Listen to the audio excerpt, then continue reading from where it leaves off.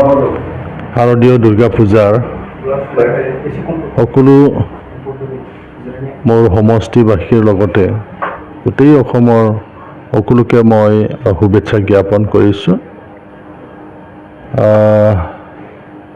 এই পূজা যাতে সকলোৱে ভালদৰে উদযাপন কৰিব পাৰে, তাৰ কাৰণে যাতে সকলোৱে চৰকাৰীভাৱে যিটো নীতি নিয়ম আছে এই নীতি নিয়মটো পালন কৰি পেলাই যাতে সকলোৱে শৃংখলাবদ্ধভাৱে উদযাপন কৰিব পাৰে, তাৰ কাৰণে মই কামনা কৰোঁ। আৰু আমাৰ মাজত প্ৰেম ভাতৃত্ববোধ যাতে জগাই তোলে, সকলো জাতি জনগোষ্ঠী, সকলো ভাষা ভাষী, সকলো ধৰ্মাৱলম্বী লোক, যিহেতু আমি ভাৰতীয় নাগৰিক, সেইকাৰণে সকলোৱে যাতে সদ্ভাৱ সকলোৰে মাজত বৰ্তাই ৰাখে, তাৰ কাৰণে মই কামনা কৰোঁ।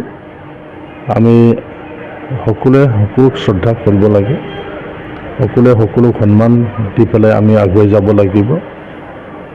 এষাৰ কথা আমি শুনিছিলোঁ,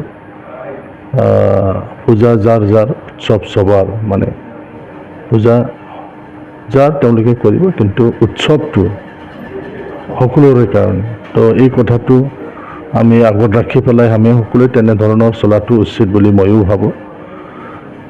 এইবাৰো কোকৰাঝাৰত বহুত ধুমধামেৰে দুৰ্গা পূজা উদযাপন কৰিবলৈ সকলো পূজা কমিটিয়ে ভালদৰে তেওঁলোকে কাৰ্যসূচী লৈছে, ভালদৰে তেওঁলোকে উদযাপন কৰাৰ কাৰণে প্ৰস্তুতি চলাইছে।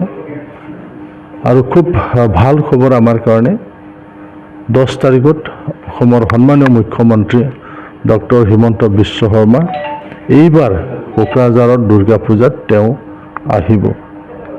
তেওঁ যোৱা দুটা যি নিৰ্বাচন, সেই নিৰ্বাচনত আহোঁতে তেখেতে কৈ গৈছিলে, যেতিয়া মোৰ নিৰ্বাচন সেই সময়তো কৈছিলে যে মই এদিন কোকৰাঝাৰৰ দুৰ্গা পূজা চাবলৈ আহিম।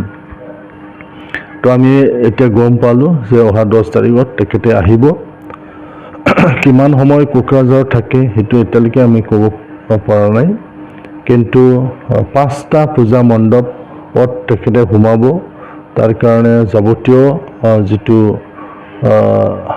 কৰণীয় সেইখিনি জিলা প্ৰশাসনৰ ফালৰ পৰা কৰি আছে। গতিকে কোকৰাঝাৰ ৰাইজে খুব আনন্দ আছে যে তেখেতে এইবাৰ কোকৰাঝাৰৰ পূজাথলী পূজা মণ্ডপ পৰিভ্ৰমণ কৰিব। আমাৰ কাৰণে এইটো ভাল এটা মেছেজ হ'ব যে অসমৰ মুখ্যমন্ত্ৰী, কোনোদিন হয়তো অহা নাছিল কোনো মুখ্যমন্ত্ৰী, কিন্তু ডক্টৰ হিমন্ত বিশ্ব শৰ্মা কোকৰাঝাৰলৈ আহি আছে, সেইটো আমাৰ কাৰণে ভাল এটা খবৰ।